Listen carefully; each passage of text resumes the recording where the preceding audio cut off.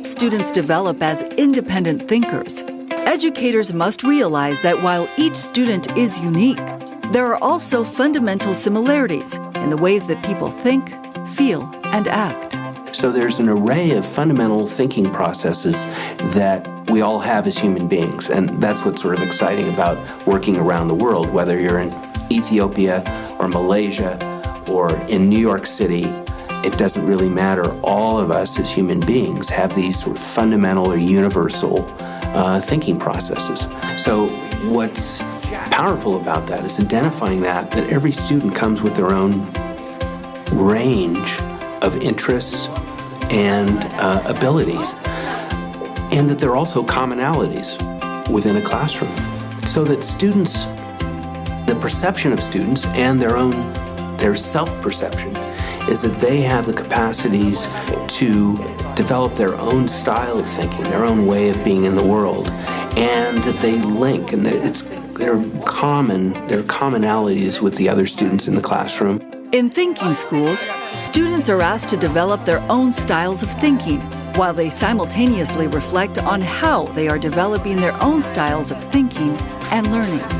Basically, in different lessons, sometimes we have different tasks for the different learners so they can use the method that's most appropriate for them, which will help them learn what they want to learn. I find that doing stuff and taking the knowledge that I have and applying them to situations in the real world is what helps me to understand and apply. Like I learn better through songs or rhymes, so I'd embed my work into that kind of way of learning. So if I have the choice, instead of doing visual learning and I can just create songs or rhymes, it would be more beneficial to me.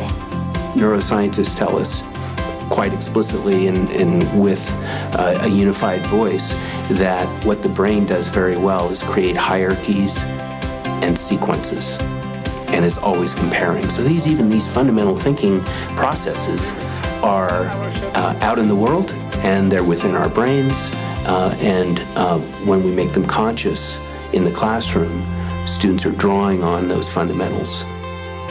In thinking schools, students and teachers use thinking maps to reinforce and develop the mind's natural instinct for organizing information. Right, so I want you to press your brain buttons and I would like you to have a little think. What sort of thinking map are we going to be using today if we're going to be comparing stories?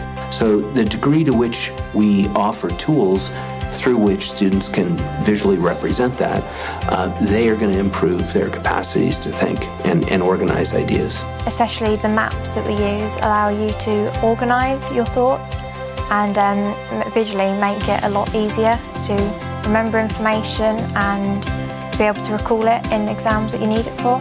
We have different ways of laying it out, like the multi-flow map with causes and effects, and it's so much easier now to lay it out like that so that then you can really see and you can picture it. Understanding that we're all unique and that we all have commonalities is core to what we're doing, and it really goes across the dimensions of thinking that we talk about, cognition and creativity, modalities, and really having students understand that what we're working with in certain models is not the all of it. It's almost like, here's the iceberg, here's some things to go, and there's so much more underneath, and it's within each of us to grow it as we do.